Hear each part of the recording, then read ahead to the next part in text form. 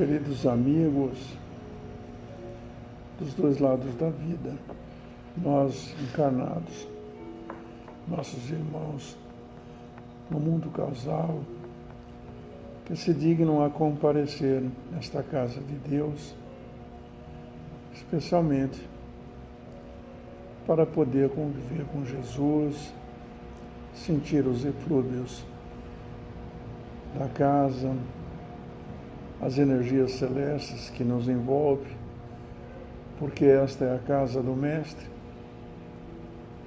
A todos nós desejamos votos de muita paz e rogamos ao Senhor da vida que nos abençoe, para que sejamos dignos desses momentos venturosos ao lado do Mestre querido. Projetamos também nossos pensamentos para os nossos familiares, estejam eles aonde estiverem nesse momento, para que eles sintam essa vibração e essa intensidade do amor divino tocando todos os nossos corações. É com esses sentimentos que, para a abertura dos nossos trabalhos, nós faremos a prece que o Jesus nos ensinou, alguns de nós com a palavra articulada, como esse que vos fala, mas todos nós, unidos em um só sentimento, possamos dizer: Pai nosso que estais no céu, santificado seja o vosso nome, venha a nós o vosso reino, seja feita a vossa vontade, assim na terra como no céu. O nosso de cada dia nos dai hoje, Senhor, perdoe as nossas ofensas, assim como nós perdoamos aqueles que nos têm ofendido. E não nos deixe cair em tentação, mas livra, Senhor, de todo mal, porque vosso é o poder, o reino e a glória para sempre. Dona Célia, ilustre professora, amiga, companheira de viagem, a senhora pode escolher o Evangelho? A senhora, a hora que precisar sair, pode, viu? Está com as tarefas. A gente tem que jogar dos dois lados, né? Vestir um santo, vestir o outro. Não é como diz o deitado popular, né? A gente veste um santo e desveste o outro. Não, aqui nós vestimos dois. É verdade. Porque o dever nos chama e o Evangelho é muito sério quanto a isso, né? Enquanto o homem estiver no mundo, tem que viver nas regras do mundo. Então não podemos, quem tem responsabilidade de horário, simplesmente falar: eu não vou trabalhar, eu posso atrasar. Não é bem assim, não. Aliás, Joana de Ângeles tem uma proposta dizendo que o hábito de chegar cedo ou de ser responsável é o mesmo hábito que a gente tem de ser irresponsável. É uma questão de treino, uma questão de responsabilidade. Nós aqui, por exemplo, no nosso trabalho, só para descontrair um pouco, nós procuramos sempre chegar uns 5 minutos antes. Porque é difícil a gente chegar afobado. Quando não der tempo, tudo bem. Mas dá tempo para tudo. O tempo tem 24 horas por dia. Se a gente administrar bem, está tudo certo. Bom, feito esse preâmbulo, professora Célia, o que a senhora diz aí? No capítulo 5, Bem-aventurados os aflitos, Olha aí. Página 65. Página 75. 65. 65, pois não. Perda de Dá pessoas um amadas. marcador para mim. Muito obrigado, viu?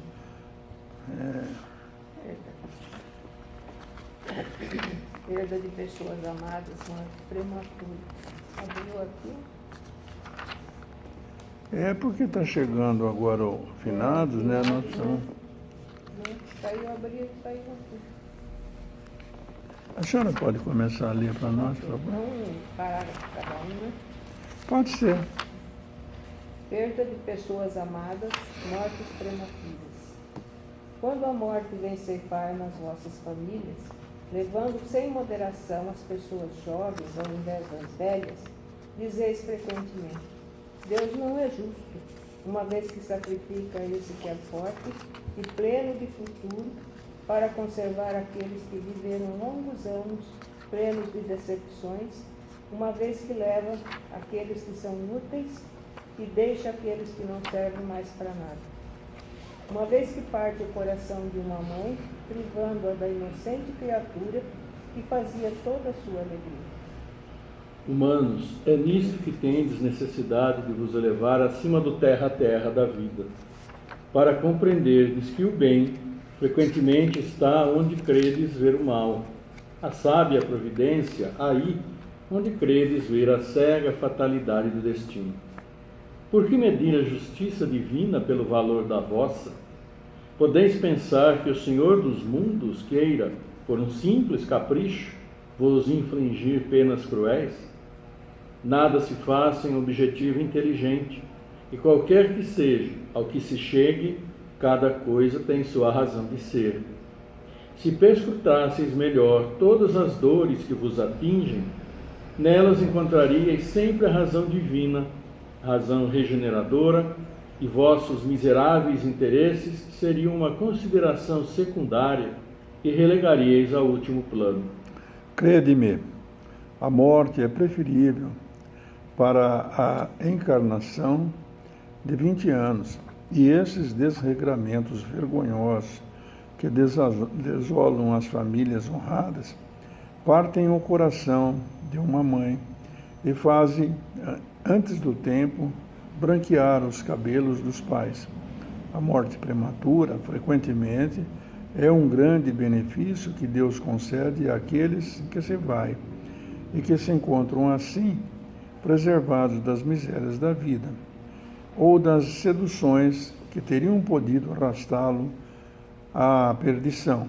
Aqueles que morrem na flor da idade não é a vítima da fatalidade, mas Deus julga que lhes é útil não permanecer por mais tempo na terra. É uma horrível infelicidade, dizeis, que uma vida tão plena de esperança seja tão cedo cortada. De quais esperanças quereis falar? Das da terra, onde aquele que dela se vai teria podido brilhar, construir seu caminho e sua fortuna? Sempre essa visão estreita que não pode se elevar acima da matéria. Sabeis qual seria a sorte desta vida tão plena de esperanças, segundo vós? Quem vos disse que ela não poderia ser cheia de amarguras? Contais, pois, por nada as esperanças de vida futura, já que preferis as da vida efêmera que arrastais sobre a terra. Pensais, pois, que vale mais ter uma posição entre os homens do que entre os espíritos bem-aventurados? Regozijai-vos ao invés de vos lamentar, quando apraz a Deus retirar um dos seus filhos desse vale de misérias. Não há egoísmo em desejar que ele aí permanecesse para sofrer convosco? Essa dor se concebe naquele que não tem fé e que vê na morte uma separação eterna. Mas vós, espíritas, sabeis que a alma vive melhor desembaraçada de seu envoltório corporal. Mães, sabeis que vossos filhos bem-amados estão perto de vós, sim, bem perto, e seus corpos fluídicos vos cercam, seus pensamentos vos protegem, vossa lembrança os embriaga de alegria, mas também vossas dores desarrazoadas os afligem, porque elas denotam uma falta de fé, e são uma revolta contra a vontade de Deus. Vós, que compreendeis a vida espiritual, escutai as pulsações do vosso coração, chamando esses entes queridos e bem-amados a se pedirdes a Deus para os abençoar.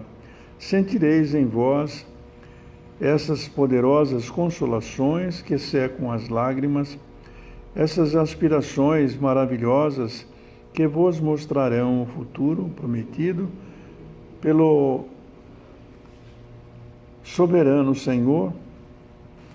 A mensagem aqui que estamos acabando de ler é de Sansão, antigo membro da Sociedade Espírita de Paris, em 1863. O rótulo é perdas de pessoas amadas e mortes prematuras. Todavia, nós nos permitiremos fazer algumas considerações apenas para o nosso ponto de vista e para nos ajudar também nas reflexões. O capítulo é os 5 bem-aventurados aflitos. A primeira impressão que a mim me sacode o íntimo da alma é imaginar como ser bem-aventurados sendo aflito. Eu sempre faço uma metáfora para a gente entender. Então, quando você for ao facultativo, seja o dentista, seja a mulher para fazer uma cirurgia, diga para o facultativo: doutor, por favor, eu quero sofrer, eu quero ser aflito para eu poder ser bem-aventurado. Ora, não é nada disso. Se podemos e tivermos a oportunidade de descobrir anestesia, podemos sim, para extrair um dente, usarmos da... E há uma religião, até eu não sei qual é o nome, cada um tem a sua fé e eu a respeito, que não permite a transfusão de sangue. Que o filho pode morrer, mas eles não deixam fazer a transfusão de sangue. Qualquer testemunha de Jeová, se não me engano. Só como relato. Então, as aflições não são nesse patamar que nós estamos olhando, que eu quero ser aflito, eu quero me siciliar. Entre a religião católica, eu posso até falar, porque eu estou falando doutrinariamente, não estou fazendo crítica nenhuma, mas aqui em Belém do Pará, tem um pessoal que faz, numa procissão, faz um siciliamento. Siciliar quer dizer bater no corpo, impor ao corpo agrúrias incomensuráveis. Na Bahia, para subir a escada do Senhor do Bonfim, tem alguns fiéis que fazem a mesma coisa. Chegam lá em cima, com os joelhos arrebentados. Aonde se viu que o Senhor da vida quer impor este sofrimento para cada um de nós? Amigos queridos dos dois lados da vida que nos ouvem essas considerações. Absolutamente não. O Pai é de amor, de generosidade, de carinho, de tolerância e de misericórdia. Eu me lembro, e estou, acho que, autorizado a falar isto, porque eu passei por essa experiência há muitos anos, nessa encarnação. Eu nem sei mais que promessa havia feito. Dei à Aparecida do Norte e acender uma vela do meu tamanho, que não sou pequeno. E fui cumprir a promessa. Nada contra. Mas não tem sentido os estipêndios que tive para chegar lá e acender uma vela. Ou então eu vou a pé até a Aparecida do Norte para poder render graças a um benefício que tive. Ora, Deus atende a nossas preces, as nossas súplicas aqui, nesta casa, no seu trabalho, na sua casa, no seu quarto em particular. Quando quiseres orar, entra no seu quarto. Quer dizer, procure ficar só você e a divindade. É isso que temos que fazer. Então, nós não temos a pretensão de sermos sofredores por isso. E, ademais, no texto exato que estamos lendo, eu trazendo para a minha profissão, e eu quero dividir isso com vocês, eu acho que nenhum de nós pensaria em sã consciência de que um prisioneiro, por um crime que seja, qualquer, um homicídio, um furto, um roubo, seja o que tenha feito, cumpriu a lei dos homens lá, 3 anos de prisão. Ora, venceu, você deixa ele lá. Como assim? Venceu, você solta ele.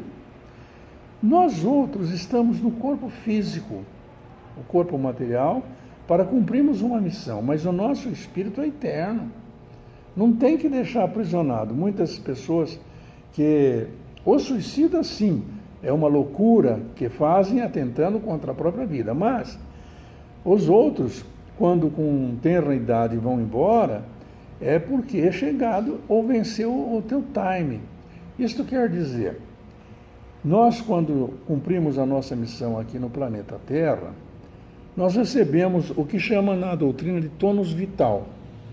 É como se nós pensássemos em 1 litro e pôs aquele líquido lá. Ora, esse líquido é dosado para 70, para 80, para 90 anos. Mas com 50, eu começo a abusar, fumar demais, beber demais, fazer tudo o que não posso para o meu corpo. Eu sou um suicida. Estou me matando, lentamente, devagar, mas estou. São os chamados suicidas involuntários. Mas há outros que, num acidente, realmente um acidente acontece. Ele tinha a programação de vida para terminar. Então, nós não vamos deixar ninguém preso nem um dia mais daquilo que for necessário. Eu me recordo, me permitam contar esse pequeno episódio. Na minha vida profissional, eu faço o tribunal de júris. E aqui em Santa Bárbara, há alguns anos atrás, nós fizemos um júri e tinha 3 ou 4 réus e 2 eram nossos clientes. E nós absolvemos com a graça de Deus, depois de muita luta. E aí a secretária ou a escrevente que estava, nossa, era quase 1h da manhã quando terminamos o júri, e ela falou assim: doutor, amanhã eu vou libertar os seus presos. Eu falei: não, de jeito nenhum. Ela falou: como não? Eu falei: a senhora, não é porque eu não tenho, o cartório está fechado. Conversa de advogado não admite essa coisa. Como está fechado, filha? De jeito nenhum. A senhora não está aí, a senhora é escrevente. A juíza não está aí, dando sentença, agora está. Então vai no cartório e bate a liberação, porque eu vou levá-los para casa. Filhos pequenos, presos já há 1 ano e meio. Falei: a senhora vai libertar. Isso eu estou contando para dizer o seguinte, que nós não permitimos que ninguém fique prisioneiro 1 dia, 1 hora mais do que pagou a conta. Então, às vezes, as pessoas, num acidente, vão-se embora porque está vencido o time dela, o compromisso dela era só este. Crianças, por exemplo, em tenra idade, que falecem com 5 anos, com 6 anos, ou natimorto, ele só tinha aquele momento para poder cumprir de uma outra jornada pretérita do passado, só um tantinho assim, está cumprindo. E outra, por que digo isso? Porque, meu Deus, acha que Deus vai permitir que a pessoa vá embora? A aflição que estamos tendo aqui é para passarmos para o mundo causal. Então, realmente, nós fizemos uma leitura extraordinária, para que a gente não se aflija. A bem-aventurança dessas aflições está porque o Senhor da vida sabe o que faz. Meu Deus, Ele é onipotente, onipresente e onisciente. Quer dizer, sabe de tudo, está em todos os lugares e é eterno. Então Ele não sabe que eu preciso, que a senhora precisa, que ela precisa, que a professora precisa, o Ayrton precisa. Ele sabe, gente. Mas o importante é a gente não ficar aflito confiando nele. Nós não confiamos muito, não. A nossa confiança é mais ou menos. Nós sabemos disso empiricamente, doutrinariamente, mas não acreditamos, porque toda coisa que nos magoa, a gente já ficamos chorando pelos cantos do mundo. Então, se pergunta, bem, mas se ele é onipotente, onipresente, onisciente, ô dona Célia, por que eu vou fazer uma oração para ele? Hein? Ele não sabe dos meus negócios? Sabe, sim, senhor, claro que sabe. Ele não sabe do que eu preciso? Sabe. Mas a oração na conversa com o Pai tem que ser humilde. Aí a pessoa não sabe o que é humildade. Eu trouxe hoje aqui uma mensagem que me tocou muito o coração. Carlos Torres Pastorino. Alguém já viu falar? Carlos Torres Pastorino tem uns livrinhos chamados Pérolas. Isso. Ele foi, na verdade, nessa encarnação, ele já foi padre também. Mas isso não interessa se é padre, se é bispo, se é evangélico, se é espírita, não importa. Jesus não deixou nenhuma religião especial.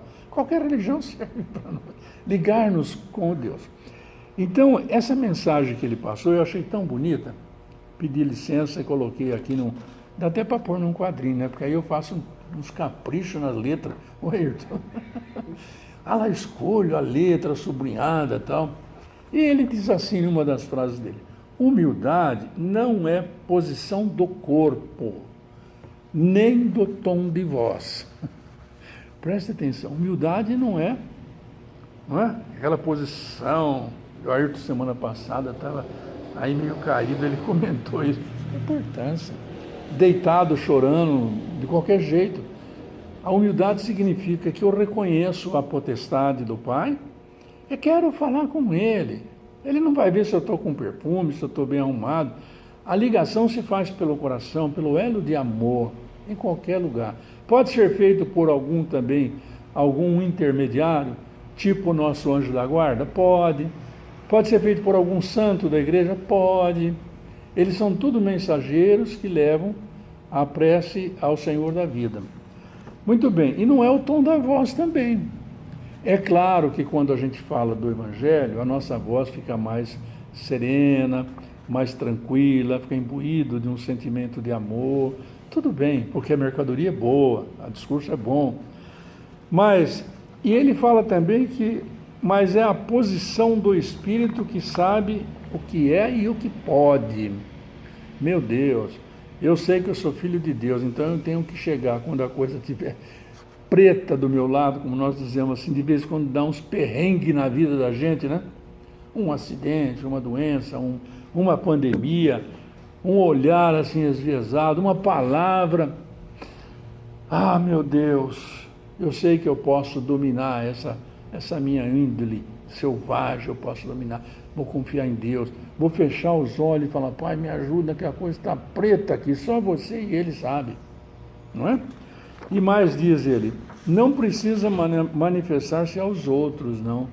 Eu estou falando para essa plateia aqui, tanto nós aqui encarnados como desencarnados, mas não é necessário, porque tem muitos desencarnados aqui que estão ouvindo.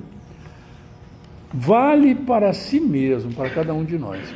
Amigos, é tão bonito a gente entender o capítulo que foi escolhido hoje, para que nós possamos colocar isso na nossa vida.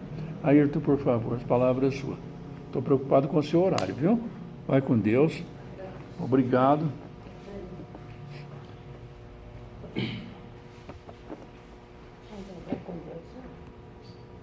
Esse texto aqui do Samson, né? Não é Sansão? Samson. Eu não sei. Em francês. Sansão é Samson, né? É, Samson. Não é o Sansão já era aquele homem não é o forte Sansão da Dalila. Da Dalila, né? E esse é então um membro da Sociedade Espírita de Paris, e ele fala para nós a respeito da partida, né? Para o sairmos, falecemos, quem é que morre, e volta ao plano espiritual, e o corpo aqui fica. Todos sabemos disso, né? Fica aí, daqui a pouco desaparece. Ou seja, ficam as lembranças do contato diário, lembrança da fisionomia, a lembrança do que fez, a lembrança do que falou, a lembrança do quanto foi importante, ou mesmo a lembrança do quanto foi bom, uma pessoa boa, ou às vezes mesmo de ouvir falar, né? Existiu, mas não teve relação, então, né? Porque diariamente, quantos estão morrendo em tantos lugares do mundo, aqui mesmo na cidade, às vezes no nosso bairro, não ficamos nem sabendo, né?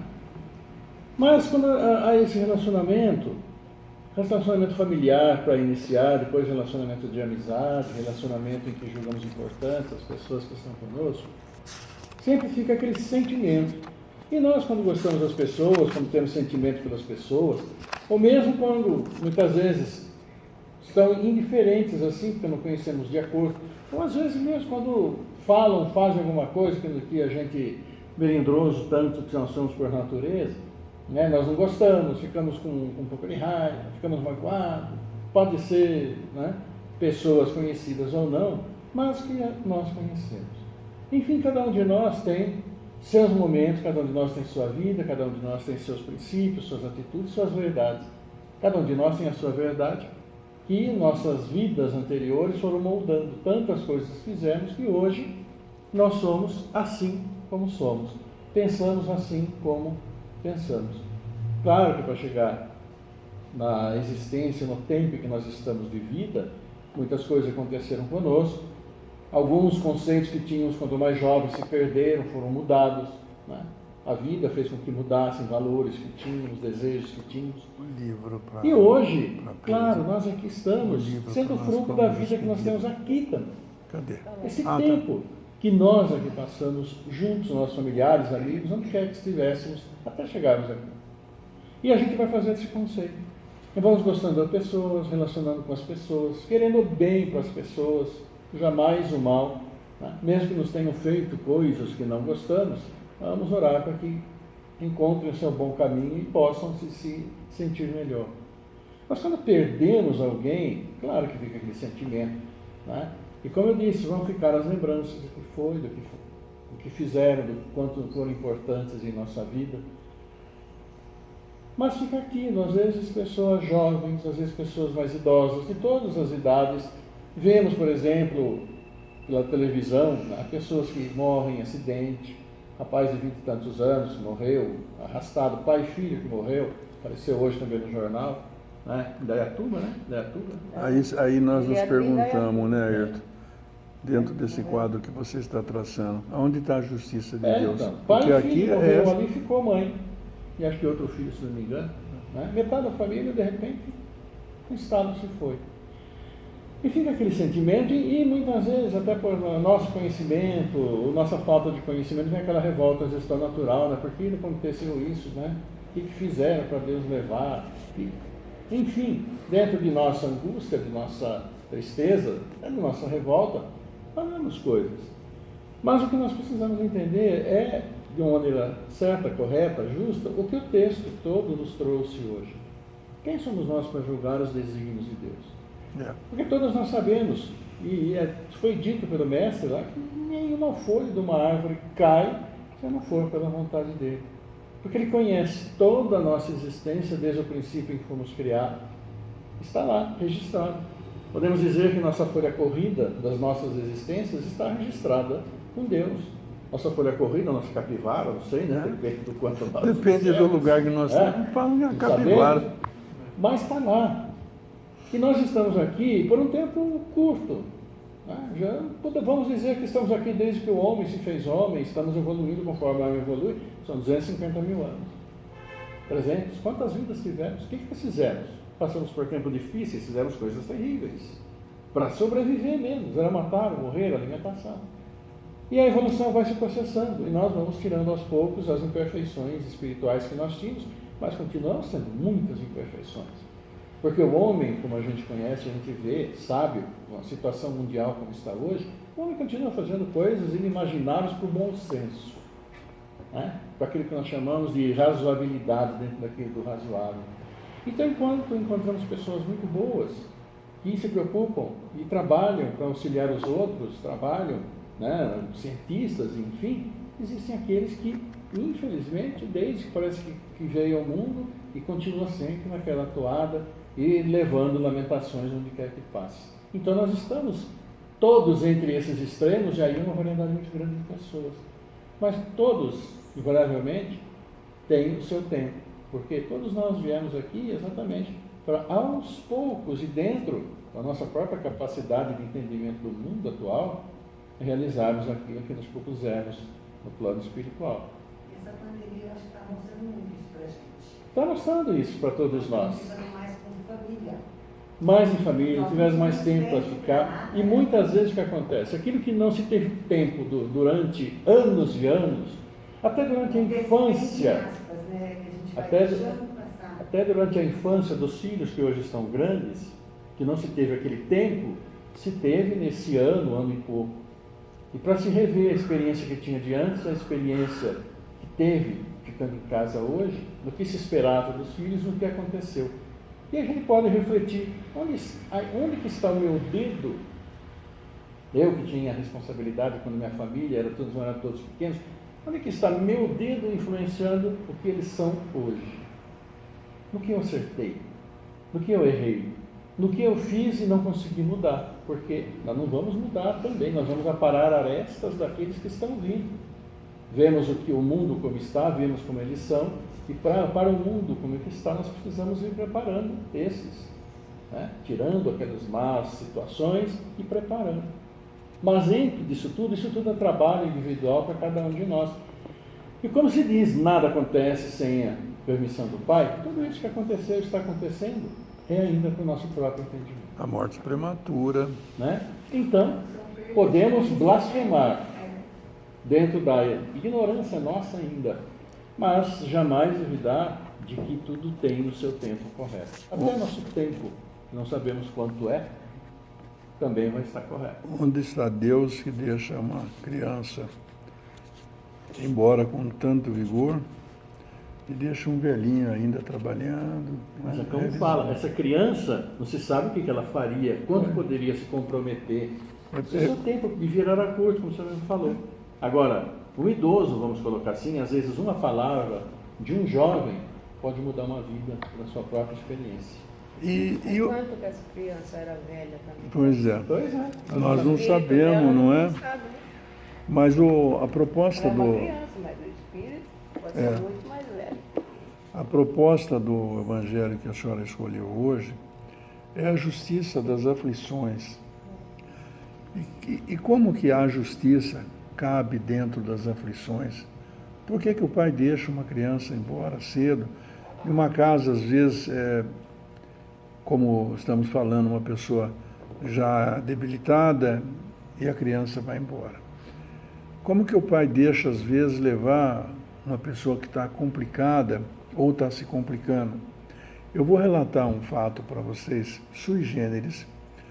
Daqui dos nossos tempos, eu não vou declarar nome porque eu cometeria uma infração ética. Mas o fato é verdadeiro.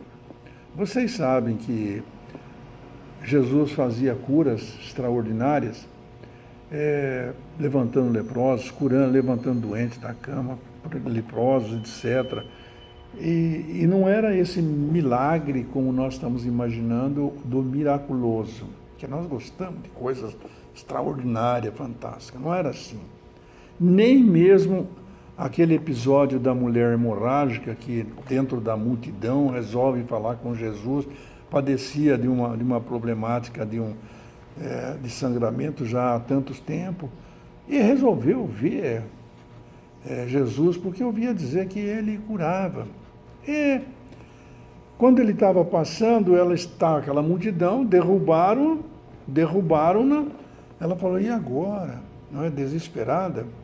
Ela distendeu as mãos e tocou nas vestes de Jesus. Esse quadro me comove muito, porque você imagina isso hoje, né? Numa multidão, a pessoa toca na veste e que percebeu. Mas Jesus parou e pergunta logo para quem? Para Pedro, Simão Pedro, que era um temperamental. Pedro, quem que me tocou? Como se ele não soubesse, né? Aí Pedro disse assim para ele, mas Jesus, para com isso. Como que nós vamos saber nessa multidão quem te tocou? E a mulher lá atrás gritou. Naquele instante ela tinha sido curada. Falou, fui eu, mestre. E ele diz assim, numa interrogação, percebi que de mim tinha desprendido-se uma graça. Jesus era crístico até hoje, não é? Então, essas curas milagrosas, ditas milagrosas, sempre existiram. Os espíritos continuam fazendo essas bênçãos. O caso de Arigó e tantos outros, até mesmo do nosso Mensageiros da Paz, o Embaixador da Paz, o Divaldo, e outros, como Chico Xavier, etc. Mas o que aconteceu? Aqui no Brasil nós tivemos um personagem que fazia curas extraordinárias, além do Arigó, que eu não vou declinar o nome desse, que o cidadão era médico também. Mas ele começou a abusar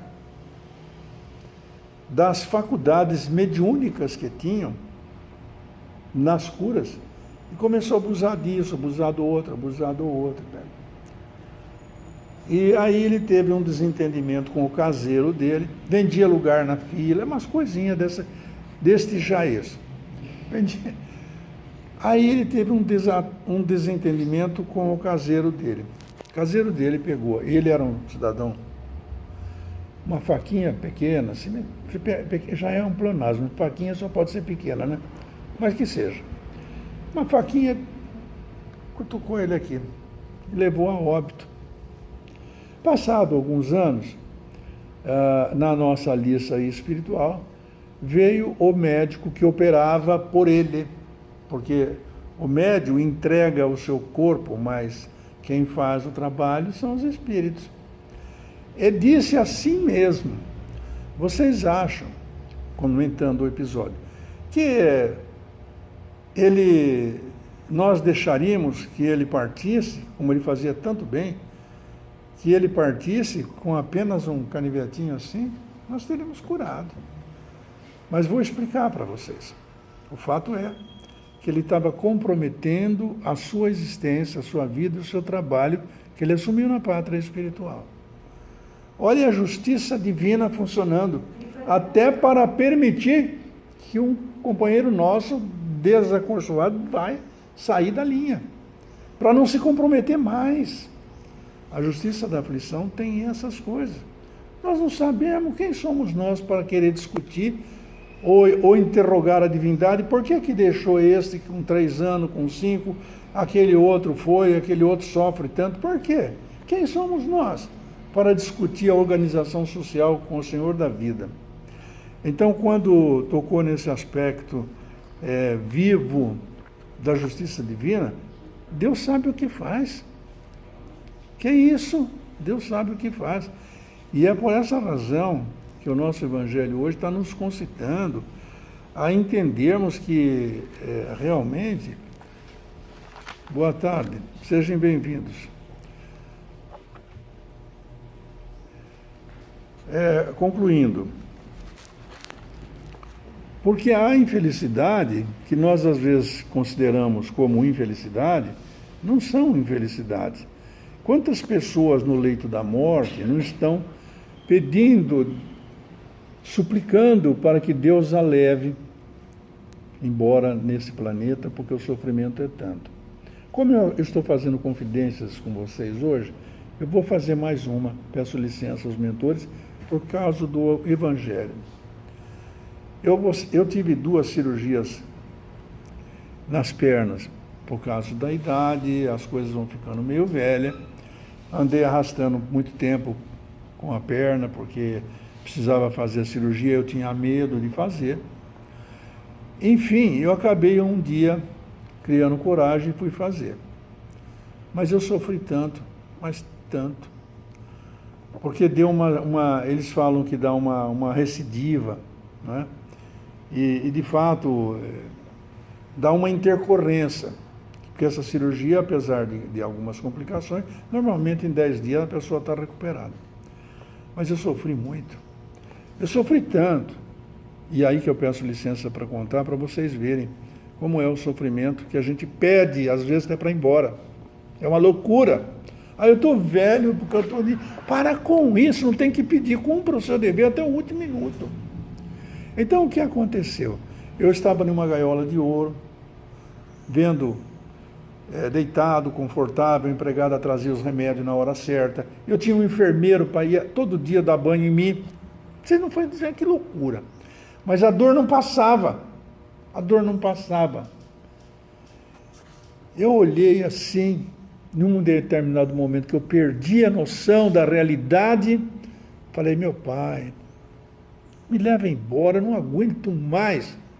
Sabe que é uma dor atroz. Me leva embora. O que leva embora? Nada. O propósito da dor tinha um significado. Eu aprendi tanto que eu não vou distender o assunto, mas eu aprendi tanto nessa cirurgia que foi uma loucura. E eu falei, nunca mais eu vou fazer a outra cirurgia, mas não tem jeito, quem faz uma tem que fazer a outra. Ah, meu Deus! E foi aquela luta interna, até que um dia um dos meus filhos falou, pai, eu acho o senhor muito engraçadinho, porque o senhor é espírita, o senhor sabe que a morte não existe, vai fazer, seja corajoso. Eu falei, tá bom. Aí criei coragem e fui fazer a outra. Pois bem, a outra cirurgia, no 10º dia, eu já estava tirando os pontos, em 30 dias. A questão era com a primeira, que eu tinha que passar um aprendizado através da dor. Porque eu estou dizendo, qual a felicidade real?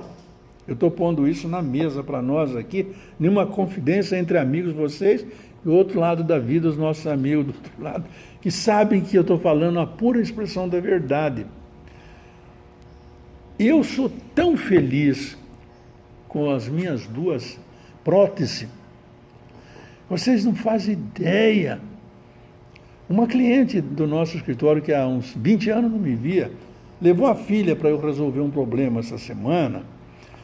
E ontem ela foi para nós conversarmos um assunto do processo. Ela falou, minha mãe disse que não acredita que o senhor está tão bem assim.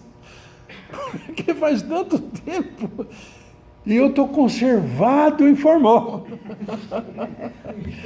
Mas tudo isso que eu estou fazendo de forma hilária é para dizer que a infelicidade real não é essa. Quando Deus resolve nos levar, Ele sabe que está na nossa hora. E ou nós temos que confiar no Pai Celestial. Acabou. Dito isso, amigos, para nosso Evangelho, eu gostaria de encerrar o Evangelho fazendo uma prece, que nós vamos fechar os olhos agora, e sentimos as vibrações desse ambiente. Aqui é a casa de Deus, é a casa de Jesus.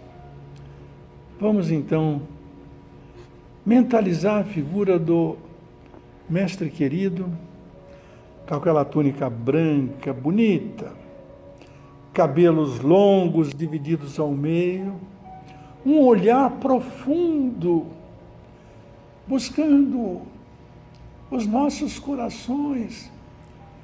Jesus sabe as nossas necessidades, Ele transmite ao Pai o que precisamos. Por isso, naquele olhar profundo que fez com a pecadora, dizendo que se ninguém a condenou, Ele também não a condenaria, que fosse e não pecasse mais. Ele também curou os leprosos, com aquele olhar, com aquela severidade, com aquela mansietude. É com Ele que nós estamos agora, para dizer ao nosso coração que nós entendemos a lição de hoje, que não temos por que chorar do momento que Ele pedir para voltarmos ao nosso mundo causal. Entendemos que somos felizes aqui porque estamos numa escola da vida, aprendendo a conviver com as dificuldades, com as dores. Ó Jesus, queremos aproveitar para te pedir que interceda ao Pai por cada um de nós, pela nossa família abençoada, esteja eles aonde estiverem. Normalmente, cada um cumpre os seus deveres em lugares diversos, mas que eles são alcançados pelas vibrações amorosas que estamos emitindo desta casa de paz e amor. Senhor, em nome de Jesus, também queremos te pedir, sim, disse Jesus, que tudo que pedires ao meu Pai, em meu nome, Ele vos dará. Por isso, Senhor, em nome de Jesus, nós estamos te pedindo. O momento em que fomos aplicar os passes magnéticos, não somos dignos desta bênção, mas pela tua misericórdia nos permite servir de instrumento para transmitir as energias celestes, para fortalecer o nosso corpo, o nosso espírito. Ó Senhor, também te pedimos, distenda essas energias aqui, desta casa de Jesus, para todos aqueles irmãos que estão nos hospitais, nas casas de saúde, nos orfanatos, embaixo das pontes, ou nos ergástulos do coração. Pedimos por todos, Senhor, neste planeta, sob a governança de Jesus, para que assumam as suas responsabilidades com alegria, que cuide da saúde pública, que cuide da segurança, da educação e de nossos pequenos problemas e dificuldades também. Dê-nos força, Senhor, para que a palavra de Jesus continue espraiando por todo este globo, do qual Ele é o nosso governador. Sê conosco, Jesus, agora e por toda a eternidade.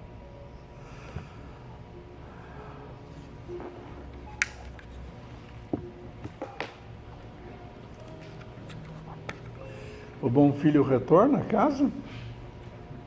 Claro. Você está vindo terça-feira? Eu não te vi aí. Não, terça-feira à tarde. À tarde, está trabalhando. Ah, bom. Na quarta da noite. É, mas a terça eu não tenho te visto mais. Por quê? E terça nós temos uma palestra evangélica também online. Tá bom. Mas pode vir terça, que eu estou precisando de médicos para terça-feira, viu? Não tem condições? Não deu para ajeitar ainda? Não. Mas pensa no que eu estou falando, nós estamos precisando de trabalhadores. Você quer? Passa?